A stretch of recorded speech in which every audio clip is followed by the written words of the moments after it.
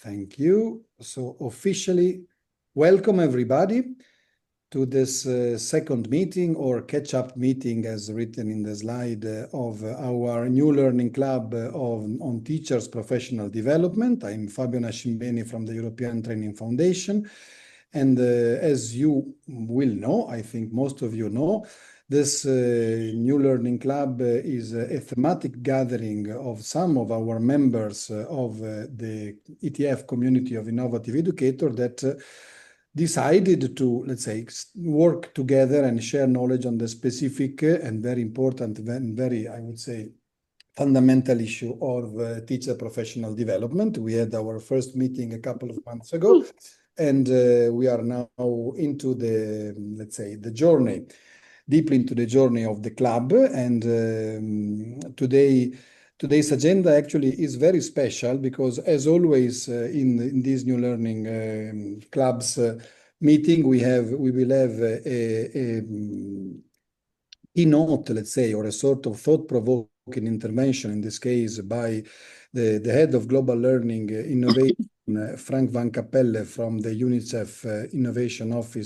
Hub in Helsinki, in Finland. So thank you already in advance, Frank, for being with us. And then we will discuss, actually, the club is about knowledge sharing, is about putting the right and sometimes even the difficult questions of our field.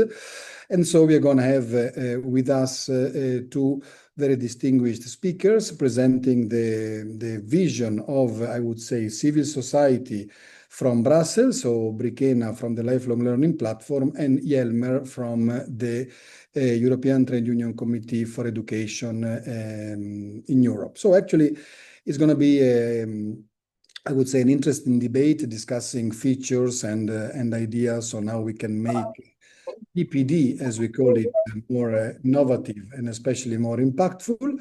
And then we're going to have some time for also, as we typically do, for having an open discussion about the areas that we identified in the last meeting, but also about the future of the club. So you are members of the club, so you will have some time at the end of this catch-up meeting to let us know what you think, if you have some ideas, if you want to connect the work of the club with something that is happening, for example, in your country. We are here at your service basically to facilitate knowledge sharing and the emergence of, I would say, interesting and inspiring practices, starting from the ones that we will be presenting today.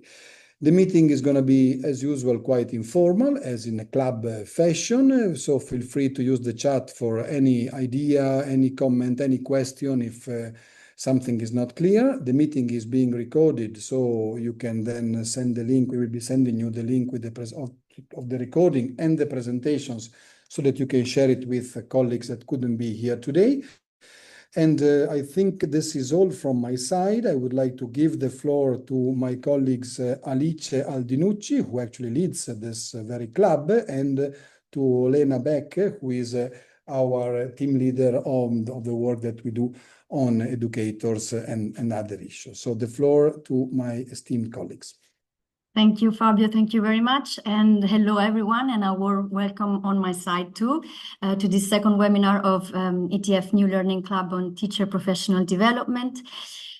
Before we jump into today's very rich discussions, I'd like to briefly go back to where we left in April with the kickoff meeting, where we invited you, if you remember, you educators, stakeholders across system and countries to share experiences, insights, voices regarding teacher professional development, challenges, priorities, needs, what you experienced. And we did it in breakout discussions, 3 breakout discussions, and then in the plenary.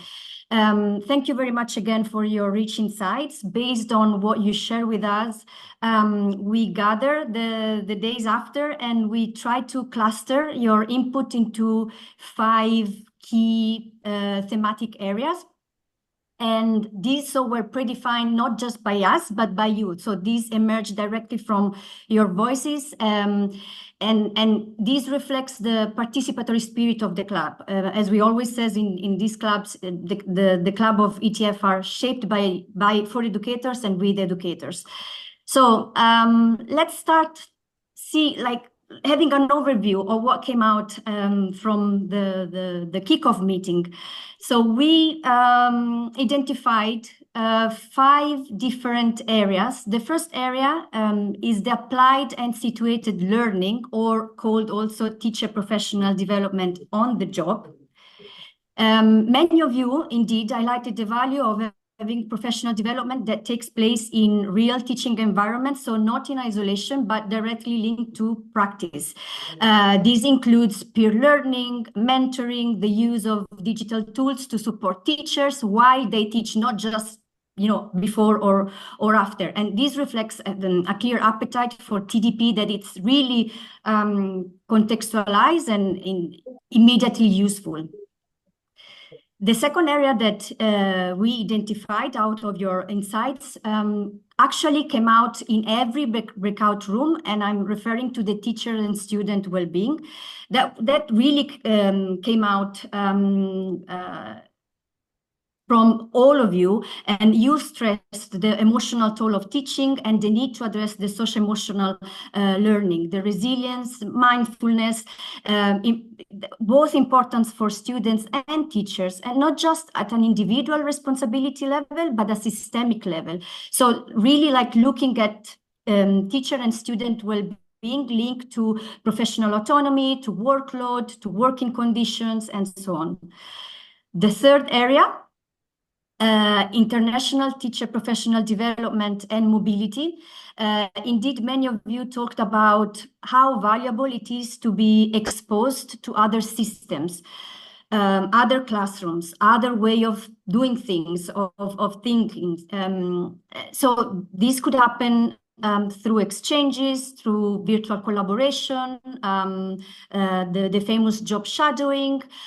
So that's a clear understanding that international teacher professional development is seen as a way to build multicultural awareness, foster new perspective, build this sort of learning beyond borders. And this aligns with the EU priorities, but also with the global interest of interconnection, especially nowadays. The fourth areas was referring, it's very much connected to the first one, and it's about the peer-based teacher professional development and digital platforms. Several of you underlined how professional development does not really stop with a workshop. It's not just 1 week workshop, 2 weeks workshop, 3 days, but you express the needs to have a continued exchanging of ideas, either through peers, either through communities of practices, online platforms. At the same time, you rightly enough raised concern about the quality and accessibility of this platform or community of practice, the role of technology in education in this sense. And you call for ethical and thoughtful approach to digital learning support. And finally, the fifth area that we identified out of your insights was refers to the integration of key competencies into teacher professional development. There was, again, quite a strong call to help teachers embed transversal skills, either digital, green, entrepreneurial, and beyond, into their daily practices. And again, these align with the EU frameworks, but also responds to I would say a global need, a broader need to equip learners, not just for the labor market, but also for life in general. So these are the, as you can see also, thank you for the slides. These are the 5 themes that emerge organically out of the work that we do in the kickoff meeting. We are aware that they don't cover everything and they are not set in stone. At the same time, they give us a solid roadmap to explore teacher professional development in a collaborative, grounded, and forward-looking way. But having said that, at the end, after our guest speaker will contribute and will share their insights, we can go back to have a plenary discussion on how you see these 5 areas, if this reflects your needs, your challenges, and what you experience in your everyday life, or whether there is something missing, something that we want to add, to discuss then in the next webinar. So in today's session, we will take a closer look to 2 of these areas, the applied learning and the key competencies. And we will do this through a double interview with Jelmer, the Director of European Trade Union Committee for Education, and with Brikenna, the Director of Lifelong Learning Platform, as my colleague Fabio was mentioning. And then we would like to have your voice as well. Before moving on and giving the floor to our esteemed keynote speaker, Olena, do you want to add anything? No, for the sake of time, let's move on and we will. Perfect. We are perfectly in time right now. So it's my great pleasure to introduce you to our keynote speaker, Frank Van Capelle, Head of UNICEF Global Learning Innovation Hub. The work he will present is really at the forefront of educational transformation. So it's a great pleasure to have you with us. Please, Frank, the floor is yours. Thank you so much. Thank you so much, Alice, and really a pleasure to be here. Thanks to ETF. I'm really happy to be here. Actually, as UNICEF, I now have a global role, but in a previous position, I was actually covering Europe and Central Asia for quite a number of years. So I'll share now my PowerPoint, which should start with a video. Hopefully that works. And then I'll be sharing some of the work that we're doing around, supporting and empowering teachers, but also more broadly, I'll speak about what we're doing in learning innovation more generally. So let me just share my PowerPoint. I hope you can now see my screen. As you heard in the introduction, I lead UNICEF's Global Learning Innovation Hub, which is based in Finland. And yeah, this is just a brief snapshot of what I'll try to cover during my presentation. I'll give an introduction into what we do as an innovation hub and also share a bit about UNICEF's new digital education strategy, which we've just actually released. And then I'll talk a bit about some of the different areas of work, including the Superstar Teacher Toolkit. And I don't know if there will be any opportunity at the end for getting some questions. If yes, that would be great. And the chat is also open, I think. And actually, we would really love to, not just me, but and UNICEF more broadly, we would love to get your feedback as teachers and what you think of our work and if you think it's useful or relevant or can be improved. Here's the video.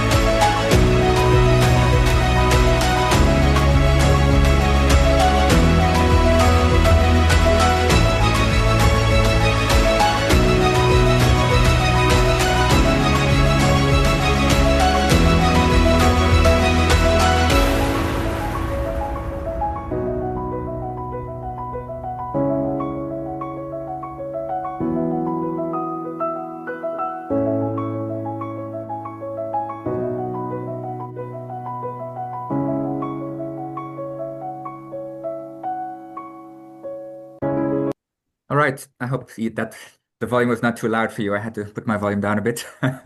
But that's a quick snapshot of what we are doing as UNICEF on digital education and learning innovation. And as you can see, a big focus for us is how can we address the global learning crisis, and that includes not just that includes children who are going to school but are not learning. That includes children who are not going to school, and also as UNICEF, we have a particular focus on children who are marginalized, children with disabilities, children facing various kinds of learning barriers, children facing linguistic barriers, children in conflict. There's more children in conflict now and in refugee settings than ever before, who in many cases have very limited opportunities for learning. Look at Ukraine, for example.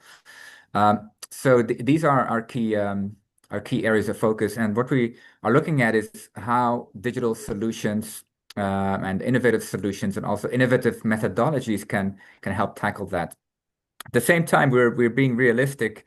We know that education technology has been around for quite a long time. I actually started my career in this area more than 20 years ago, and since then, I can't say that I'm particularly proud of what has been in terms of edtech, because as you just saw, there's more than 100,000 edtech solutions out there. There's just so many.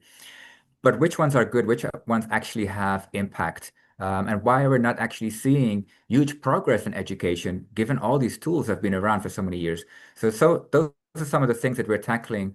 And as UNICEF, what we think is that actually there are some significant shifts that need to be made, shifts at the government level, shifts at the classroom, at the school level, in terms of how technologies are being used.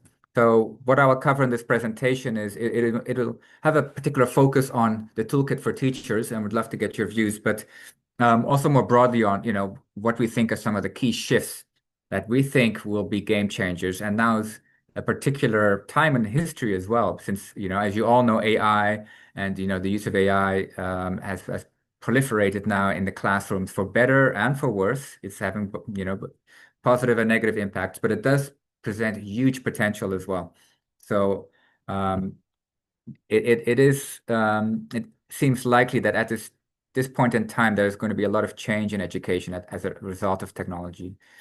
So with that as background, and just as mentioned, we focus in particular on inclusion. We focus in particular on how we can improve learning outcomes. We're not just trying to reach X number of children with technology. It's really about how can we help them learn and accelerate learning. And we're looking especially at teachers at the center. And that's something that's really new for us as UNICEF. Whereas in the past, we were focused a lot on, during COVID, especially, how can we get digital learning to children, what connectivity, devices, etc. Now we've refocused to becoming human-centered with teachers at the center, as you see here in this diagram. This is the digital education strategy, which I will not go into detail, but just wanted to flag in yellow highlighted there that teachers are at the heart of our strategy, and it means empowering teachers. It means co-designing with teachers, working with teachers such as yourselves, and some of the tools that I'll share are actually developed by teachers with teachers, and we want to do a lot more of that going forward. Just briefly, what the Learning Innovation Hub in Finland comprises of. It's got these different kind of components to it. The first is the spacecraft, and it's about thought leadership and sharing thought-provoking think pieces, whether it's for teachers or for government or other target audiences. And that's around the thinking that I just mentioned, that we think that we need to shift how technology is being used. The last 20 years, technology has not necessarily been used in classrooms in a way that really truly improves learning in ways that could not be done without technology. So that's something we need to change, and it requires kind of different thinking, and that's how spacecraft. It's a new thing that we're doing only since the last couple of months, really. And then there's the playground, which is where we test out new solutions, new innovative methodology. We try to explore things that we think could have a great impact, and it's very experimental. And I'll give one example of that in a bit. And then we have something that we call the EdTech for Good framework, and I'll go in more depth in the next slide. That's really about how we are thinking, trying to help teachers specifically and schools also governments to decide on what actually makes good edtech. How do you know if an edtech solution is good and if it meets your need? So we want to help with that, and that's why we developed that framework. And then we have the engine room, and that's basically what we do at country level. So as UNICEF, we have digital education programs in more than 100 countries, small, big. Some of those are national initiatives. Some of those are global initiatives, which are in 20 or more than 20 countries. And our engine room is that arm where we actually test innovations in countries in really diverse and sometimes very challenging contexts. And we test it and we see if it works. And we do impact research, robust research, to see what impact it's having. And then we build models for scale, try to see, how can we make this, if it's a good solution, how can we scale it? Because that's often where the bottleneck is. You have a great solution, it has a great impact on 200 kids or maybe 400 kids, but when you actually try to scale it, it has lots of challenges. And we've consistently seen that with EdTech, that it's difficult to scale successes. We do see huge successes, but usually at small scale. So that's the main components of the Learning Innovation Hub. Just a bit about the EdTech for Good framework. This one is, we launched it in December last year. It hasn't been around for that long. And we launched it alongside a learning cabinet. So to say that, frameworks are, there's a lot of frameworks out there. Frameworks for teacher competencies that you might be familiar with, frameworks for EdTech solutions. What's different about this framework is that we are actually testing it in the field, in the countries where we have, programs. And we're also evaluating or vetting different digital solutions, edtech solutions, and we're putting them in a website called the Learning Cabinet. Actually, the link is here in the bottom left if you want to check it out. It is still in beta, meaning that the number of solutions we have so far reviewed are not that many. It's about 30 something, but we want to reach more than 100 plus soon. And then the question might be, well, that's not that many. You just said there's 100,000 edtech solutions out there. So why only 100 or 200? Well, what we're doing is we're being very, very strict in terms of what we include in the Learning Cabinet. And one of the main criteria is actually having evidence of impact. And that's one of the main components of our EdTech for Good framework. So it's a bit strange, actually, but a lot of the EdTech solutions out there, the vast majority, have never had any research done on whether they are good or not, or whether they have any impact. And it doesn't seem to impact the popularity at all. So if you look at some of the top 20 solutions, which were used by tens of millions, even hundreds of millions of students, what's amazing is that some of those have actually never been evaluated. There's no impact research or very minimal. So we don't really know, do they have a positive impact or not? So we want to bring this evidence-based approach.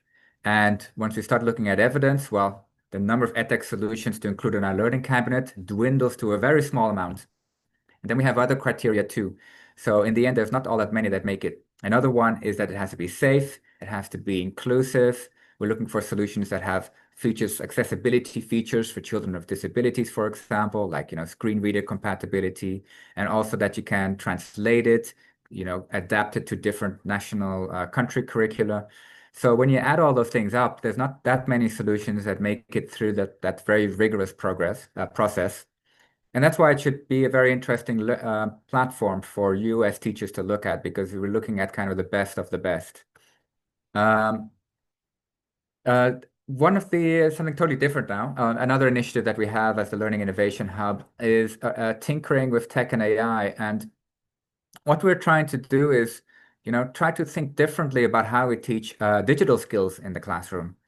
So when you think about digital skills in the classroom, at least I remember from when I went to school, it consists of sitting behind a computer and maybe doing some stuff on Excel, or, maybe nowadays with, like some AI chatbot. And it tends to be a kind of a solo activity, maybe kind of following a specific process, specific tasks that you have to do.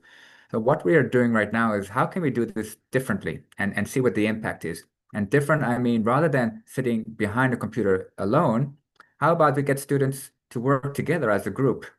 And how about instead of having technology as the central focus, how about we get technology to be kind of in the background?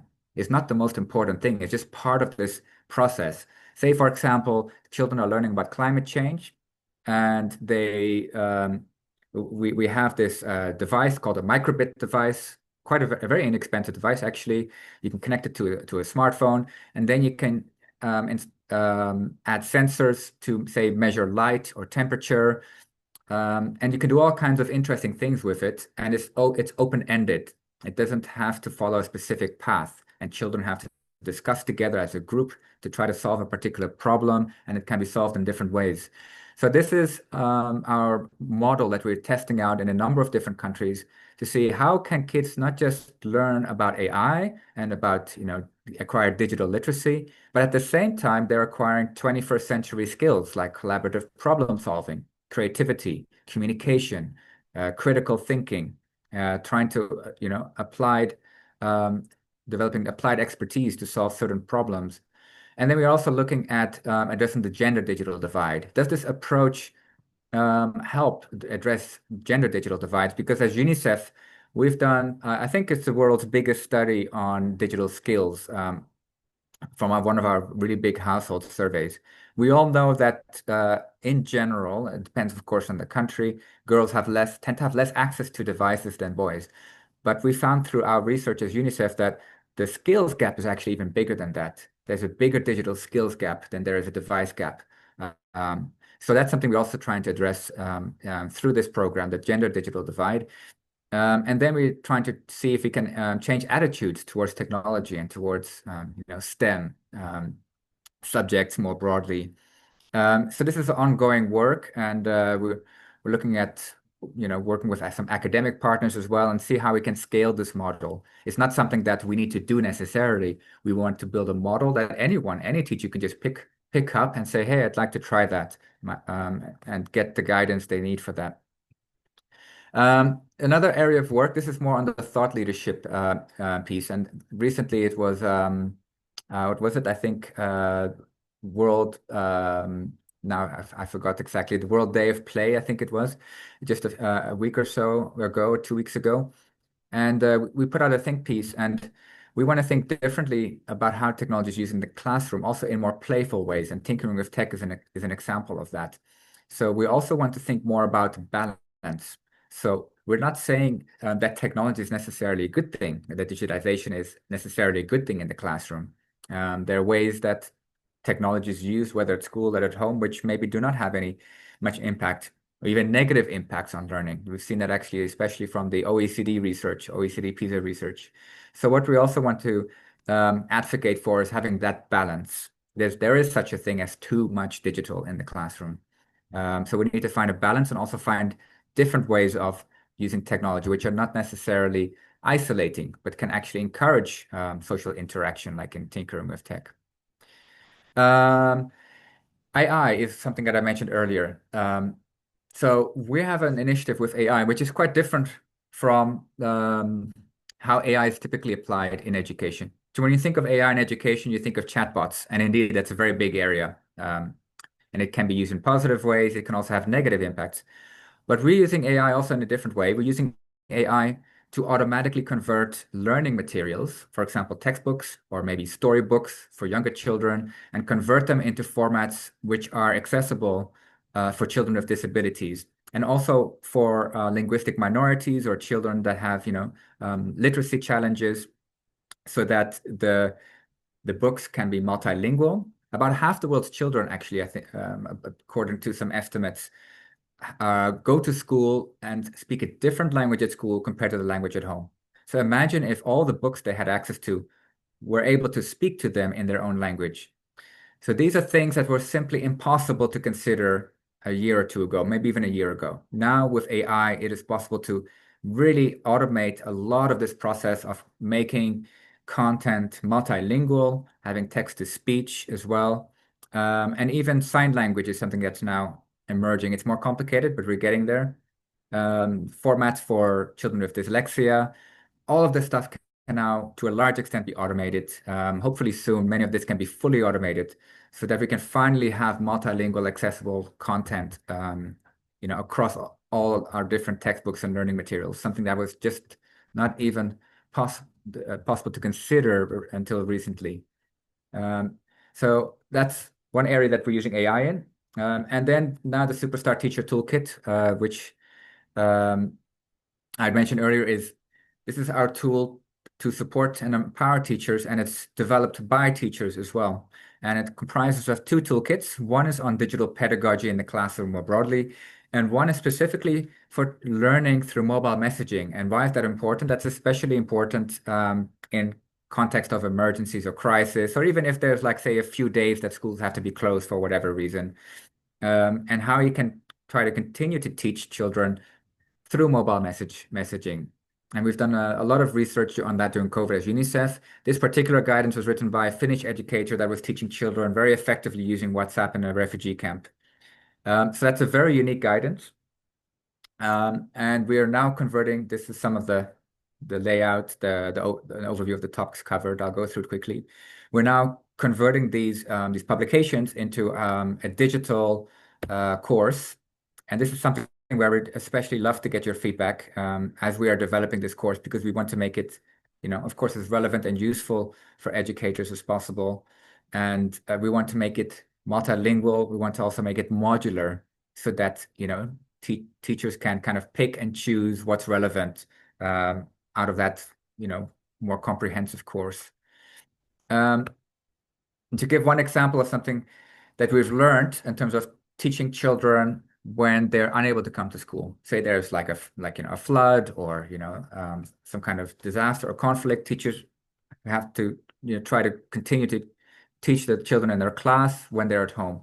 And what we know is that in many countries, many contexts, children don't really have necessarily a laptop or a tablet, but they often have access to a mobile phone, sometimes a shared phone even. And these are the different ways in a matrix that teaching can continue. And this is something that was developed during COVID when I was covering South Asia. That's when I put this framework together to distinguish between self-learning and teacher-guided methodologies, because what I saw during COVID, especially the early phases, was that there was a lot of self-learning approaches and not enough teacher-guided. And we know from our research that teacher-guided approaches when children are learning from home are so important and so much more effective than when children are, as you can imagine, and I experience it myself with my kids, a teacher is essential to keep that learning going. And it can be done through sophisticated ways like virtual classrooms, but it can also be done in very simple ways or more low-tech ways through social messaging apps, even phone calls, asynchronously and synchronously.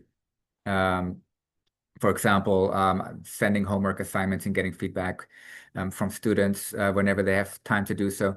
And it's incredible how much you can actually do with a mobile phone. And that guidance covers it very comprehensively. It's the first training that I believe ever developed that's focused specifically on that.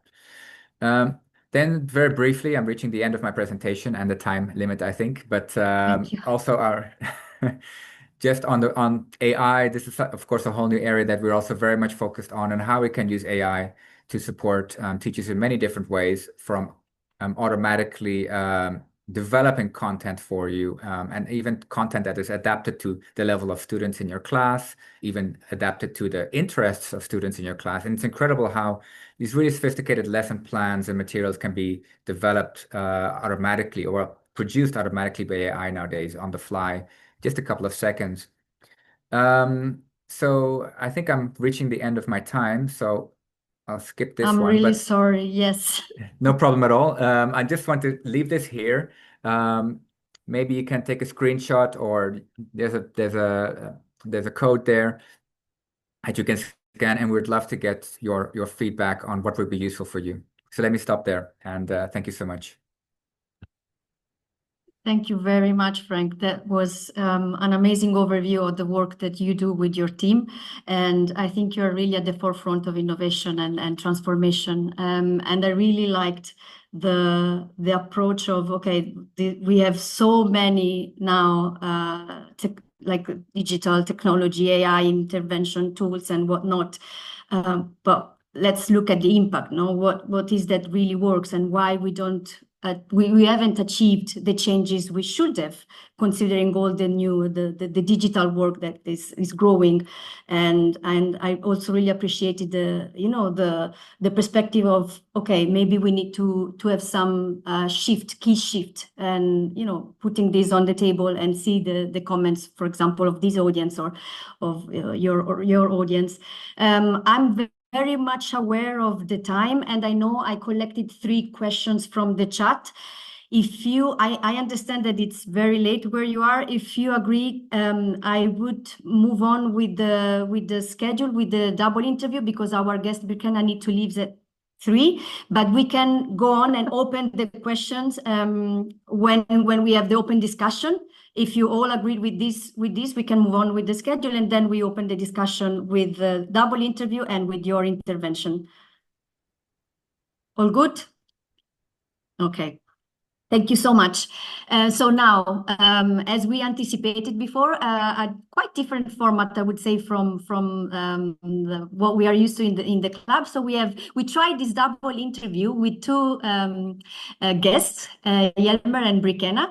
And to moderate, we have our senior expert in human capital development, Helena Berg, coordinator for innovative teaching and learning, and also team leader of the work that ETF is doing in teachers and trainers.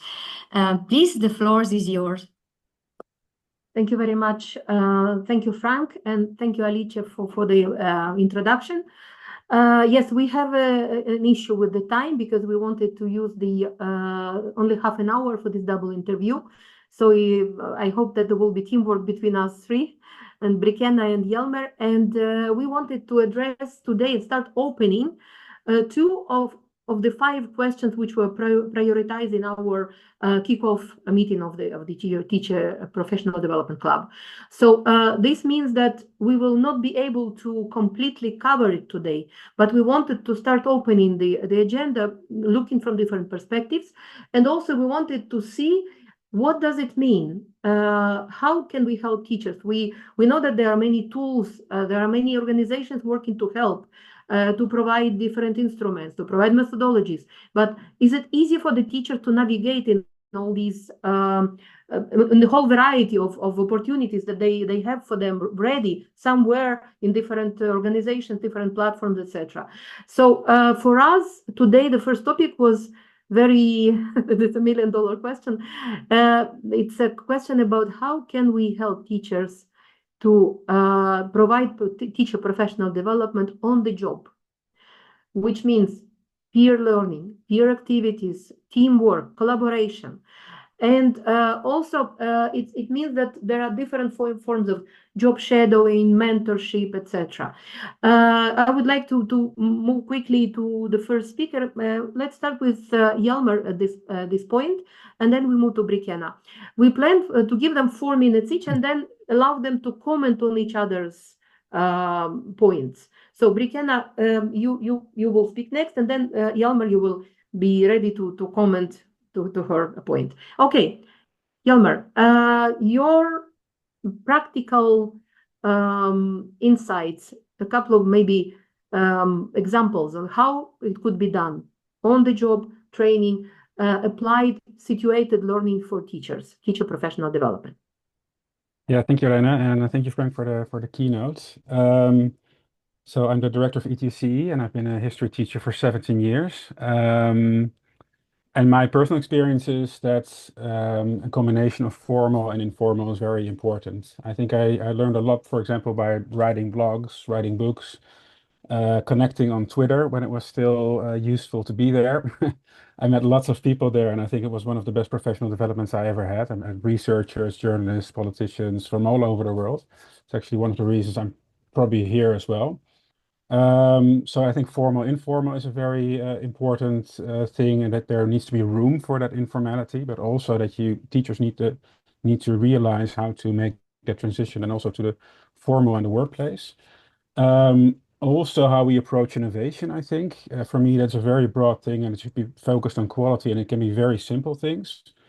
So yes, I've used EdTech a lot in my practice, but also I was very aware of the limitations. And for me, it's a broader issue of educational change and educational quality. That should be the starting point, I think. So very much linked to practice. Can become very theoretical. It's also, you need to be aware as a teacher where you are and also as a team. I think what you need, and sometimes you do need to take the time to have a very more philosophical foundation and then going more into the practical experience. And we did it a lot with a very innovative school, but we always went into theory, philosophy, etc., and then went into practice. As was already mentioned, not one-offs. You need to treat it as a continuum. And as a teacher, I think you need to be aware of where you are and how it sits in your own individual professional development, but also where your school is at the moment. And again, like I said, formal and informal. I think one of a very good practical way of PD and peer learning is a book club. I see that it's happening in many schools, but also across schools and even on a national level and online. Can be very practical educational books, more or maybe an international focus, more philosophical focus. I've been part of many of those as well, and I learned a lot. So I think those are, I think, some things that are very much workable. One of the things we also see very practical is that there are many countries are now going through curricular reforms or in the process of it. And that's a very good tool or also like a framework or to kickstart professional development. Teachers are by default very interested in subject and knowledge, etc. Also, of course, pedagogy, but also subject. And especially secondary education, that's sort of like a huge sort of national, but also like a local and school catalyst that you can use. And I think sort of like teacher-led learning circles, we did like a huge research on that the last 8 years. I'll share it in the chat. That was also linked to formative assessments, which I think is from some of the key innovations that we really need to globally roll out, and that teachers need to be aware of, needs to be part of the teacher education, but also professional development. But it's also a tool for changing your practice. So those two, I think, I've seen many schools like latching on to curricular reform and then going, that really brings in a lot of teachers, but it also brings in opportunities to network outside your schools. And it's sort of like these teacher-led sort of like formative assessment thing, professional development we see in a lot of different countries as well. And you can also see that it is also linked to increased teacher agency and increased collective teacher agency. So I'll share that in well. So those are, I think, some really good practices that I think individual teachers should be aware of, school leaders, but also that's also the link, things I mentioned, to, I think, national policies. And if we talk about impact, that's where we need to go. You're perfect with time, and we go immediately to Brikena. We are demonstrating how it could be done in short time. Let's see. Brikena, please, your turn, and I will wrap up after your comments to each other. So good afternoon to everybody, and thank you to ETF for the webinar and for inviting us. Thank you, Frank. I think you said a lot already. And obviously, Yelmer also highlighted what I also would very much support. So as director of the Lifelong Learning Platform, for those that don't know the organization, we have since our existence been advocating for a central role of educators, so broadening also the definition of teachers to educators, so people that are also surrounding a school and outside, so whoever has a role in learning and training. So it's important to mention that as something that we always try to advocate, also because it brings the profession a bit closer to what Yelmer suggested. In fact, so the combination of formal, non-formal, and informal methodologies. And I think there's a lot to learn by exchanging between different learning professionals, educator professionals. So we definitely would support the have more peer learning, so training that is done through a peer learning exchange. And I think schools should also, or institutions learning and training should also made available kind of archives of good practice, of inspiring practice, examples that combine the more theoretical with more practical work. And I think this is an important resource for teachers to go back and forth in order to develop themselves. But I think the most important thing that I wanted to mention is also how important it is that there is a system support. So that all this professional development is not just a one-off, it's not just something on top of, but it's actually for it to be successful, especially if we integrate the practical part, which requires much more efforts, much more time, and a different set of skills for teachers to integrate also practical exercises. I think it's super important that they really embed it in the teacher's work time, in the daily work of the teacher.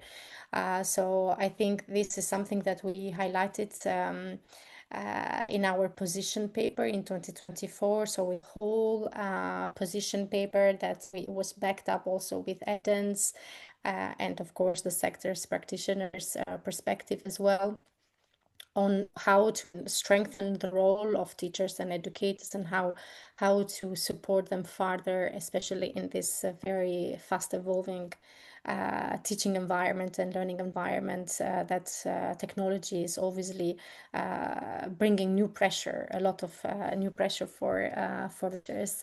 And I would fully agree with Frank that it's not about it replacing the teacher's role, or especially super important, not about it to replace the exchange with students. So we call for a meaningful usage of the technology in the classroom that will support teachers by not replacing the social interaction with the learners. That is very important. So this we have to be mindful of. And I think for instance, we hear many good examples, so I wouldn't make justice to the many good examples that exist. And I'm happy that I can say that, because in fact, it's not like we need to reinvent the wheel. I think very good examples out there, and we have exemplar teachers that dare to try new ways and new methods, and that is in different countries across Europe, in different schools. We often hear of Ireland or the Nordic countries because of the means they also bring to the system about mentoring programs, micro-learning pods where they integrate into the workday of the teacher, how they can actually get access to previous, let's say, shared practices that have been used and try to adapt them to the situation. So I think there are plenty of examples, and I wouldn't repeat what Jelmer said because I fully agree with those, and we see it. In fact, I mean, we had a separate position paper a few years back about the 21st century learning environments, and that's where also we brought the idea that in fact how important it is to link the community for the teacher also to get out of a classroom for its training and its capacity building, to work with the rest of the whole community, whole society where it lives, in order to bring these practical examples. So how a teacher, for instance, can get support by a civil society organization or an NGO or any other actor, let's say artist association, and bring them into school to do an artistic performance that actually teaches the learners something. So I think there is many different ways for the teacher to also get outside of the classroom for its professional development by collaborating with other practitioners. Okay. Stop here. Thank you very much. Any comments to each other? We can already refer to Jelmer's points. Jelmer, anything to reflect on, just quickly, maybe to add, or any thought that you had while she was speaking? Well, I think we're a lot of things in agreement. What I do think is that we need to be careful of. I'm a teacher myself, and if we call the teaching profession a profession, there are clear definitions of what a profession is, about qualifications, standard professional developments. You have a collective say in your own education, your own professional development. You have certain autonomy in the working environment that you have.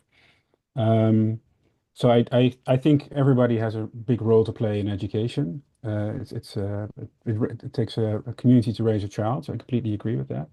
But teaching itself is also something very particular, and education is also something very particular. And for me, those things do need to be discussed also at international and also at a national level, also to protect my profession, which I'm very proud of. So these are sometimes difficult conversations which we don't need to shy away from, and it's not to be exclusionary, but it's also we also talk a lot about the status of the teaching profession, and it has to do with standards, it has to do with quality, and also PD has to have a certain minimum of quality, for example, those kind of things, but also who's able to teach, just like doing practice in medicine, for example, or flying a plane. So those are, I think, interesting sort of like gray areas, and where we're having these conversations on a global level, European level, but also on a national level. And I've been very involved in those in the Netherlands. So that's just an observation, but for the rest, I also see lots of like overlap and things that we probably agree upon a lot. That's what I hear. So that's also good. And it's good just to deepen those conversations to see what we actually sometimes mean. And that's very helpful. I know, at least from experience, also for national policies, but also then linking it to the classroom. So that's the first observation. Okay, thanks. Brikenna, any one sentence replica to Hjalmar? Yeah, no, I mean, I fully agree. So maybe to correct, when we mean by broadening, the definition is not to actually diminish the legal protection that teachers' profession has. On the contrary, make sure that our professionals that also have an educational role can also be acknowledged and can also have that protection from the unions, in order to also have those rights that teacher's profession has now. So it was more in that sense that I wanted to, especially as we speak about adult education and adult educators, so they are often in the margin and left outside of the legal protection often. Yeah. So yeah. I would like to myself also agree that we also broadened the definition at the ETF some years ago, when we were diving into the innovation in teaching and learning in terms of concepts and tools to support teachers and teacher professional development, simply to bring in the coaches, the mentors, all the professionals who systematically support learners. And this is maybe a point also for us to discuss, given that the lines between formal and non-formal are blurring with incredible speed, and non-formal learning takes so much space now in our lives. We need to make sure that we support also those who train adults and who work a little bit outside of the formal education system, while we have to protect absolutely the protected occupations, depending on their status in the countries. I wanted to also wrap up on this part to say, as our audience, our participants today, for sure understood that there's so much behind your brief points that I would anticipate the question if they can come back to you for further digging into each point. For example, Hjalmar, I was very interested in the teacher-led learning circles, etc., etc. I think we would need to learn more about it. Brikenna mentioned already several position papers, and we know that there is another one in preparation, not position paper, but another document. So we need to make sure that we know where to find them, and also that we share this information with teachers and with those who professionally develop, help teachers to professional development. With your permission, I'll go to the next point, but I would like to ask Brikenna. Brikenna, we started later, like 6-7 minutes later, with our double interview. Would you be able to stay with us until 3:10 or 3:12, something like that? Would that be possible? Yes, it's fine. Okay, super. Then we quickly move to the second point. So as Alicia was presenting, there were 5 prioritized topics by the club members for us to discuss. We diverged the first topic today on the job teacher professional development, and we would like to dig a little bit into another topic, which was number 5 in that slide that Fabio was showing. It was the topic on how do we help teacher professional development in the topic of key competence development of their learners. And of course, it presupposes that, first of all, teachers themselves are citizens. And all the instruments and all the policies and all the different concepts that apply to professional development and to lifelong learning of citizens throughout their lives, no? As they apply also to teachers. But at the same time, teachers have another task to develop professionally themselves to help their learners in their lifelong learning and key competence development. And we stand as ETF on the position of supporting integrated learning outcomes approach to key competence development. And we collaborated with Joint Research Center, the Directorate General of the European Commission, to when they were developing the specific competence frameworks, which most of the colleagues here know, the EntreComp, the DigComp, the LifeComp, and GreenComp. And we also developed the tool which is called Scaffold, and we will definitely discuss it on another occasion. But at the moment, we wanted to ask our distinguished speakers, how can we, from your perspective, support teachers given the time pressure, all the different pressures related to, for example, this year there is digital and green dual transition. There were times of critical thinking, or there were times of economics education. There were times of, for example, the visual thinking. So there were many different pressures, citizenship education, etc.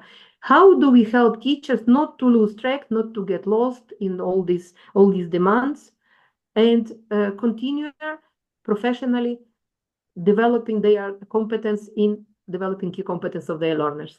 That's a question that I would like to start with Brikena this time.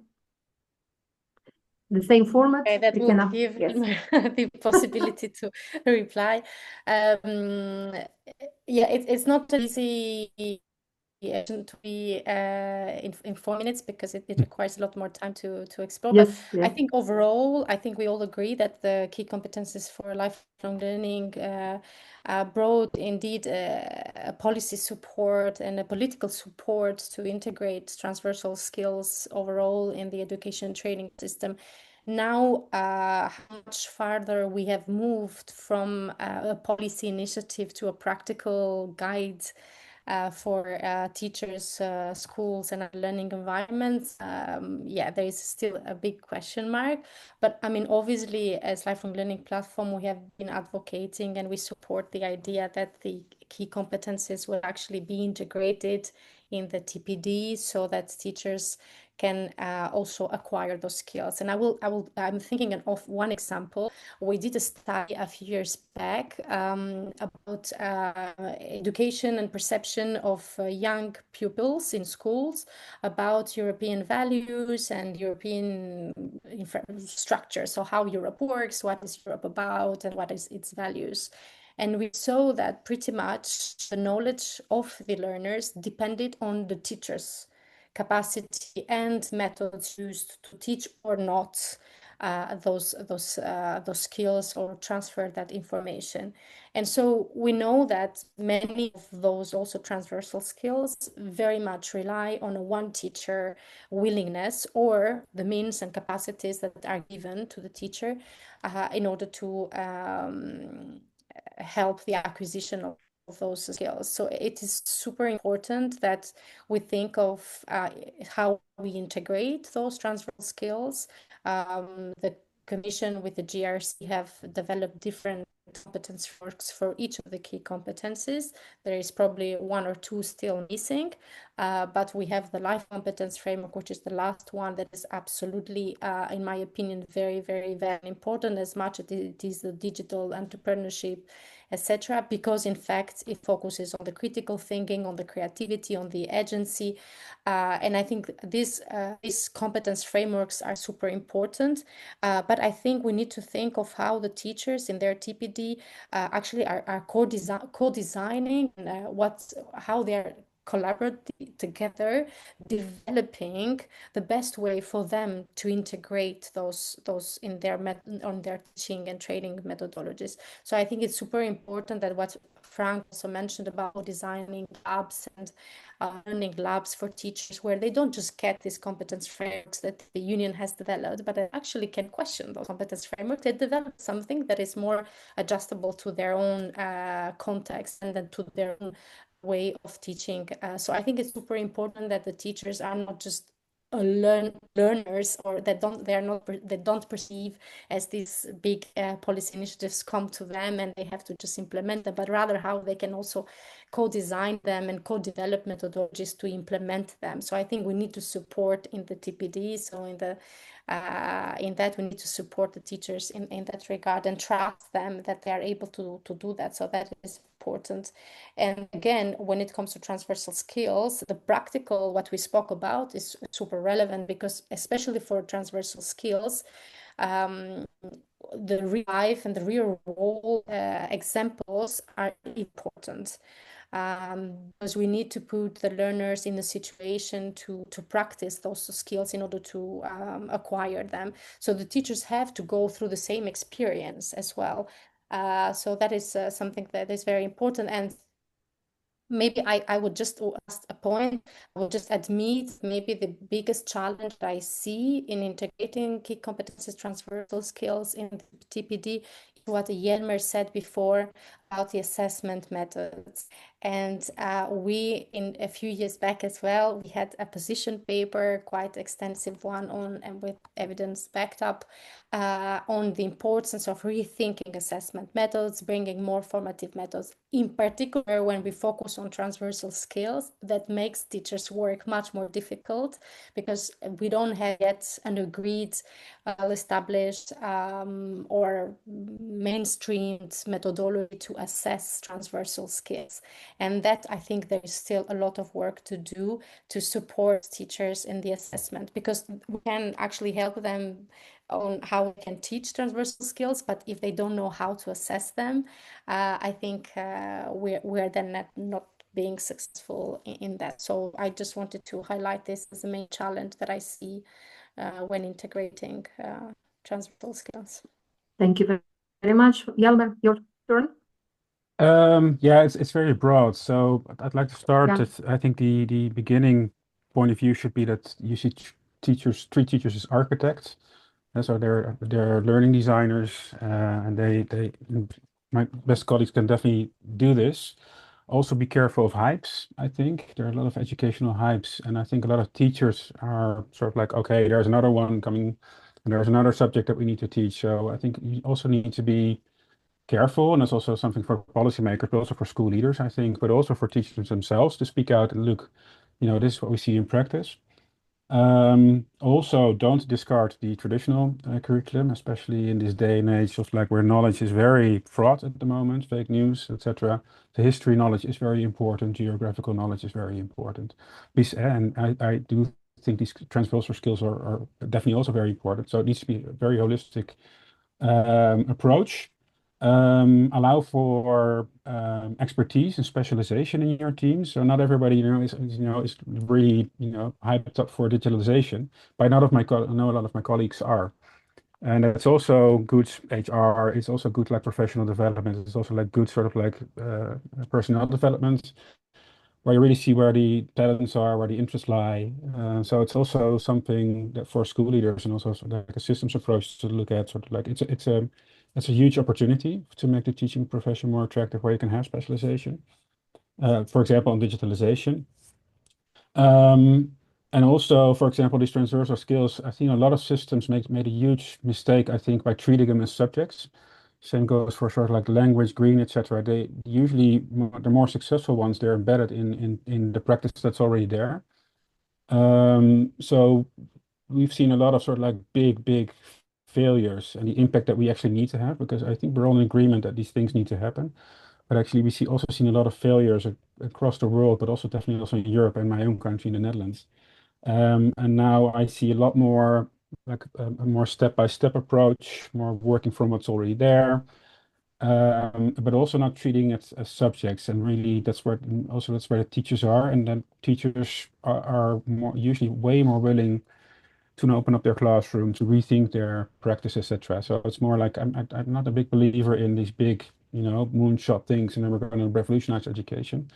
I think education is very, we need to take care of our public education systems, and so you need to be careful with it as well. But also, if you look at the history for the last 30 years, where we had these big reforms, it's sort of like these incremental ones that have been the most successful. And it's also that goes also for these skills integration, I think, that we definitely also support. But it's a very thin line how you do that. And then, of course, yeah, sorry, I'm a remaining unionist, but like time is very important. You need to carve it out. If you everybody talks about impact and change, then you can't go. And it's also like a conversation that needs to be had in school, and there's usually more possible than people think. Also, if you look at legislation, professional autonomy really needs to be really well defined at the school level and at the national level. It's also a question on investment, like the teacher saying, how are we actually going to do this? And can we actually afford to go to these professional development courses, etc.? There's lots of good free resources online and networks, and also ETF, which ETF is offering. But sometimes it's also a question of investments, networking, and also making the information available where you can find it. These things are new for many teachers. And they're overwhelmed. And then offering a good sort of like database information and networks, but also use the teacher organizations, use the unions as well, because they're very well connected and have a lot of members, like millions. So that's a resources that people can also use. And also what we did with our own union is just create more professional development from the union itself, within the union, on educational research and curriculum reform, on AI, those kind of things. That's at least from a Dutch perspective, and which I see a lot of members doing as well. And learn from those good examples. So those are some very broad and maybe a bit scattershot observations, but I do think these all matter. Thank you very much. I think we're doing very well. We did recognize that the topics were broad, and we are trying to open them up, narrow down the points which need to be addressed. And also, I think that from the colleagues who are participating today in this club, I think we could also have further questions that could be addressed in the next clubs, and we could dedicate additional time to discussing these specific points. From my side, I would like to just reemphasize that indeed there is a huge wealth of different instruments. And for example, the frameworks, the competence frameworks of the EU, they are very sophisticated instruments that directly could be applied only by people who really need them for curricular design, for assessment design, etc. While it would be important to have tools for teachers that could allow them not to be busy with the frameworks, but to be applying practically. And I really appreciate your comment about the way that we should be designing teacher professional development using the approach that we would like the teachers to be implementing, so that which they need to implement. If we're talking about formative assessment needs to be part of the teacher professional development, teacher experience it, and then they could apply it when designing learning experiences for their learners. And the same thing, integrated learning outcomes approach to key competence development. Indeed, there are quite a few frameworks. Still 5 are missing because there are 80 competences, and only 3 frameworks address them. And there's one more framework, the Green Comp, which was outside of the main list of competences. And also there is a very interesting cultural competence publication of the European Commission, which I also appreciate very much. We will see if there will be more frameworks, but we are helping the teachers to also to practice these frameworks using the tools that, as I mentioned, Scaffold, and also the course that we developed on the EU Academy platform. And there will be the next one on the formative assessment using the tool Forma. Last point from your side, maybe one word saying about the link to policy. What could be done at the policy level, at system level, maybe at the level of institutions, that could reinforce the approaches that you were talking about today? Any of you who wants to start? Yelmer, you have your mic open, so you can start. Oh, yeah, sure. I was like, Roxanne, we're going like after each other. Yeah, look, I think it's if you want to make an impact, you need to involve teachers. And what I see happening in many places, that's on an individual level, and that's fine. I also got those opportunities. But I also got involved in my association, which is also a union, on exactly these topics. And like I said, a profession is organized, and if you want to make an impact, you need to also approach teachers as a collective, and you do that through social dialogue. And that's not the only stakeholder there, but it's a very important stakeholder. And it's also something that I wasn't aware of when I started teaching. I approached it very much from an individual. And then I'm like, okay, where is my profession exactly? So it's also something we need as teaching profession also needs to look more in the mirror what it actually means to be a professional. And it'll also be to be held accountable to your colleagues. But to do that, you need to be organized. And the same goes for, I think, policymakers. They tend to forget that a lot. And then you have these sometimes these big failures. Also, very good success stories. I was just in Kazakhstan, and they are really on the right track, but they also do it by involving teachers in a structural way. So I think there are many good of those examples. So that would be my one final remark, and it goes both ways. It's also addressing my colleagues in the classroom, but it's also addressing policymakers. Thank you, Brikena, and we let you go. Yeah, thank Your you. last word. Actually, yeah, for me, I think there is a lot of pressure being put on teachers. And I would say two key messages that first, I mean, all the pressure and all the miracles we are looking at that the teacher should be doing should be met with the means and the resources that are given to them in order to do that. And I think we need to build a system, a supportive system around the teacher that, as you, Yelmer, said, it's not alone. It's not the only stakeholder. And I think we can learn a lot also from involving the learners' perspective. And we can learn a lot about also rethinking how a learner contributes its own learning journey and which role the teacher plays and how it changes or not. So I think there are many different elements, and we all can learn and win from having a much broader dialogue with different stakeholders to reinforce the role of the teacher and improve it without, of course, diminishing what has been achieved so far.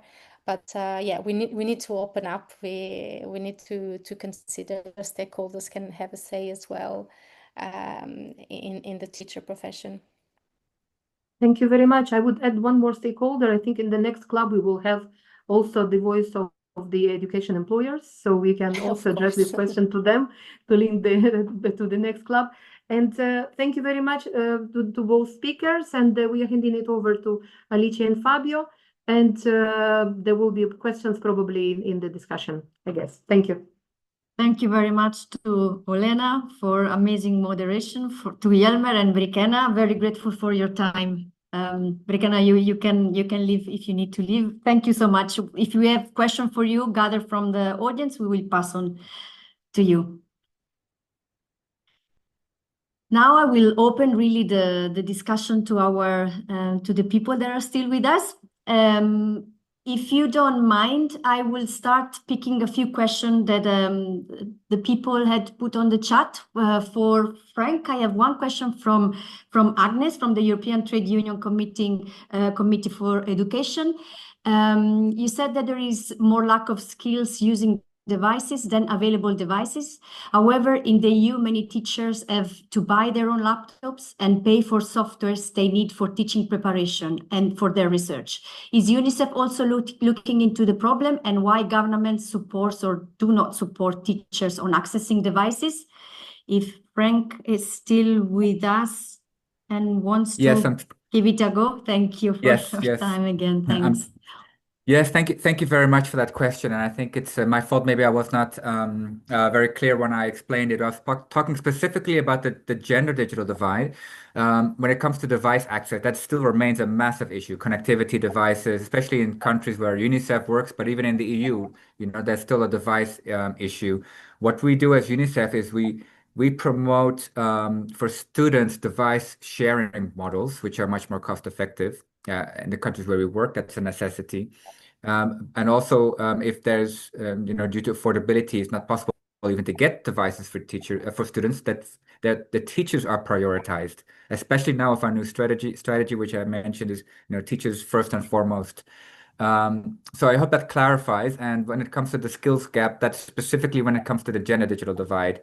There's gaps in both device access and skills, but the gender digital divide, the difference between girls and boys, is simply bigger when it comes to digital literacy. So I hope that clarifies the question. Yeah, and actually, in the meantime, a number of questions were also self-answered in the chat. So thank you all also for all the links. I think it's let's say my question, as you know, this I think the discussion was very rich, and I think we need to land back on the practical level, because at the end of the day, we are a club of teachers. So many people here, let's say, are facing daily issues in their daily teaching, as we have heard. And of course, the idea of this group is to expose them to new solutions and to inspire an idea. So actually, I was mentioning and noting down a number of practices and tools and even frameworks, even if frameworks are not typically directed to the teacher himself, but are very useful for that. So actually, a question for you, Frank. Do you think this is, what is the distance from your point of view between the daily life of a teacher and all these things that are happening, the framework, different competence framework, and how can we shorten this distance? It's a question for Jelmer as well. I mean, you're working in Brussels in a large association of associations of people who should protect the teachers. But at the same time, this is actually creating a distance by definition. Sorry for the naive question, but sometimes I have the feeling that the more things, the more international ideas we have, the more we get one step farther from the teacher. So what do you think about this from your European and international perspective? Yeah, thanks, Fabio. That's a fantastic question, a difficult one, I think. Well, one thing that I've noticed is that I mentioned earlier that there's 100,000 edtech tools out there. One thing I've noticed is that the vast majority seem to focus on students, not teachers. When you look up what are the tools that are really good for teachers and that are popular, it's actually very few. And why is that? It could possibly be because a very big part of the edtech market is focused on, households and getting parents to buy things that would work with their kids. Then another discrepancy that I found, just through our work as UNICEF across the globe, is that some countries really invest in public digital learning solutions. Like they invest a lot of money, a lot of time into building these platforms, and some countries not at all or very limited. I think in the EU, probably it's more at the EU level rather than at the national level, those investments, from my understanding, in those platforms. But I think there's a lot to be learned from this different platforms that exist out there. We have a initiative that does UNICEF with UNESCO. We do this jointly. It's called Gateways to Public Digital Learning. A few EU countries are actually part of this. It's like a member, like a club, not for teachers in this case, but for government people who are working on those national platforms. And there, it's been really interesting to see the differences. Where in some countries there's an investment in platforms for teachers. And I'm thinking of, in particular, China and Indonesia. And actually, just 2 weeks ago, we had a webinar with Bangladesh. Those are three countries where there's a national platform where really a large proportion of the teacher population, and we're talking about hundreds of thousands or even millions, since these are big countries, are all part of the same platform to share, lesson plans or resources or things like that. And that's pretty unique. I was thinking, well, why doesn't every country have that? It sounds like a good way for to help teachers, work together and stay up to date in all these things that are happening.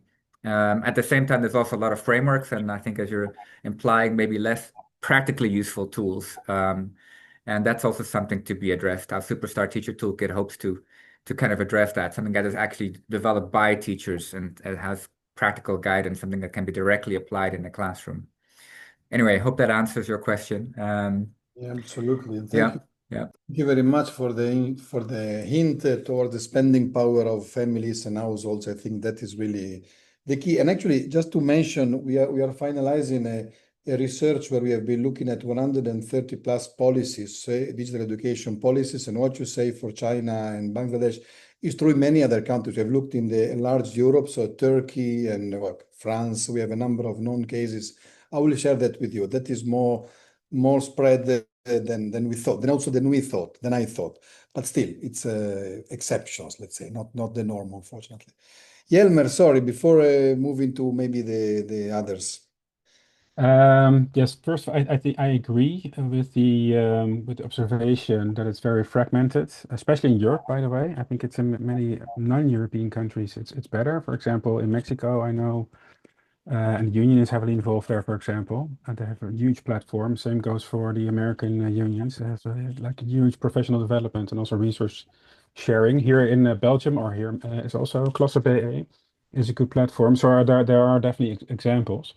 And I think you can also see that I think the impact of the European networks can be a lot bigger and a lot, if you really see how many teachers there are, there's still a long way to go. And I think that comes when a lot of stakeholders start to work together. For example, I know from the Mexican example that they work very closely with the government. And like I said, that's the thing I mentioned earlier. If you want to make that impact, then you also need to talk to the teacher organizations to get them on board and do it collaboratively. And again, not just as one stakeholder, but it is an important stakeholder, and it should be involved in that way. Another thing is, which really irritated me when I was a teacher, was that people were simplifying things for me. And think that I wouldn't be able to handle things. You know, I'm university educated. Most of my colleagues are at a similar level, bachelor and masters. We can handle a lot. And yes, the frameworks are sometimes a little bit too policy focused, and that's something I'm very much aware of, and we are very much aware of it, at least at ETSCE. Most of the people involved have long time classroom experience or still teaching at our end at least. And I wrote a couple of books while I was still teaching, and it was also just to show what teachers should be, how we should think, and the kind of level we should be thinking. So yeah, the policy work can be dense and it can be definitely improved, but that shouldn't be lowering the standards or make it less complex. That would be a very big mistake, I think, because you wouldn't take the teaching profession as a profession seriously. So that would be, and I know, I'm a big favor of toolkits, but they also have the danger in that you don't allow for the professionals to do thinking that went before the toolkit. And if you really want to make it your own, you need to have those more philosophical conversations. You need to be aware of the research, etc. And that's actually what professionals do. And again, if you look at like the medical profession, it would be unheard of if you just approach it like that. They're involved in every stage, in all the difficult policy discussions, etc. And that's where I think a lot of countries still have a long way to go. And I'll give you an example, like the book we wrote, Flip the System, 2015. I was still in the classroom while I wrote it. And it really came from a big, and we wrote several of these books, big irritation that we weren't taken seriously as teachers. So that's an advice. Yeah. As well. And nuance, I think, from the difficult policy discussions, because we can handle those as well. Thank you very much, Yelmer, and also thank you for sharing the book with us. Any questions or reflections from our participants to either Yelmer or Frank? Anything that has resonated or anything you want to challenge? Now the floor is yours if you want.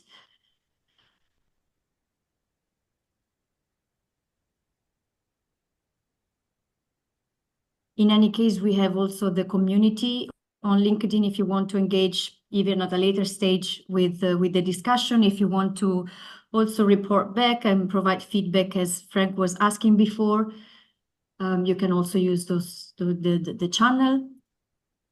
I think we had a question earlier in the chat for Frank from Justina, if I pronounce it well. Is there consideration of developing content with support by AI, like avatar supporting students' learning process? Yeah, thank you for that question. I've given one example of how we're using AI in UNICEF right now, and that's more kind of an approach that can be used produce accessible materials even in offline context, because AI is not embedded within that. It's actually AI is used more like similar to like a translation engine. You use it once and then you have the content. When it comes to kind of this live AI that's used in the classroom, that's something we're also definitely exploring. It's really an emerging area. Actually, just a week ago, I was in an event where I think it was a minister from one of the countries in Central Asia was asking a question about, you know, sh should these AI tools be used in the classroom, since they can also have negative impacts? And I think it relates to that.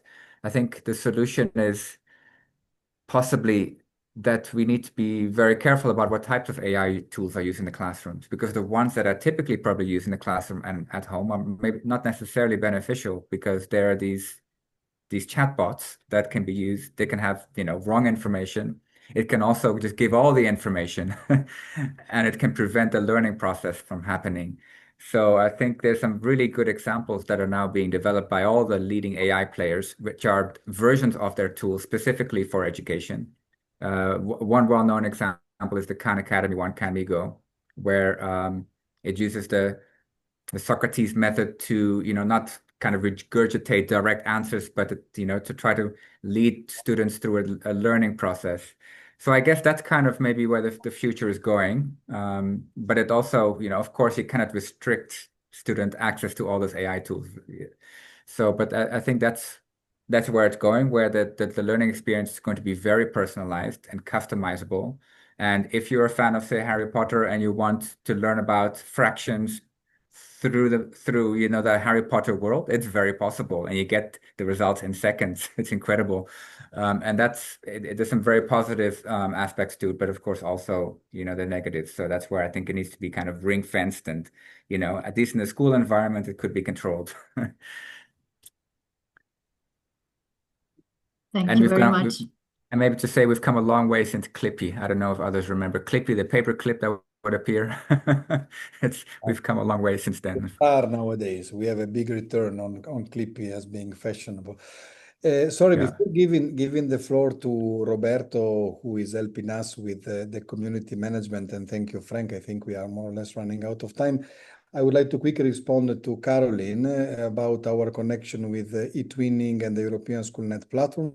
We are heavily connected with them in our clubs, especially in our New Learning Club on STEAM education. Actually, I forgot to say at the beginning that we are now in a meeting of the New Learning Club on teacher professional development. We have one on STEM, we have one on artificial intelligence for teaching, and we have one on adult learning, reskilling, and upskilling.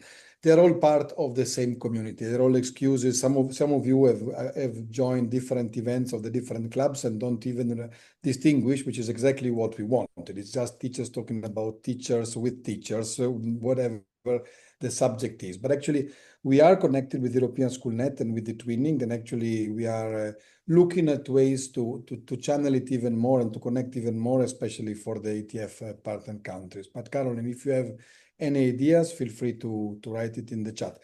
But now it's time, I think, for the practical closing, to give the floor to Roberto. I don't know if it's going to be Roberto or Marta. Yes, Roberto. Yeah, it's me. Please. Yeah, thank you. In the meantime, thank you, Fabio. In the meantime, I was sharing my screen in order to save time, so we could cover maybe 30 seconds. Okay, no, this is just a slide to show more or less what you were saying now. So the Club on Teacher Professional Development is part of the ETF community of innovative educators, together with other clubs. So we wanted to remind it and recall it. This is the slide that you saw before. And this is about the 5 key areas that we have identified thanks to the work done in the facilitation rooms in the first meeting that we had, and then we had fine-tuned with other colleagues of other institutions, European institutions. And what we would like to remind now is that this club is, as you said several times, made by teachers for other teachers. So we would like to ask our members to participate, to contribute. And because at the end of this club, we would like to produce a small output. An output means a collection of practices or some guidelines and so on. And you, members of the club, could be the authors. So what we are asking you now is to fill in this form. I hope that you will be able to see it because it's, of course, it's another link. So we created 5 different forms for each of the key area. So for example, this is the number 1, applied situated learning. And here explains what this key area is about.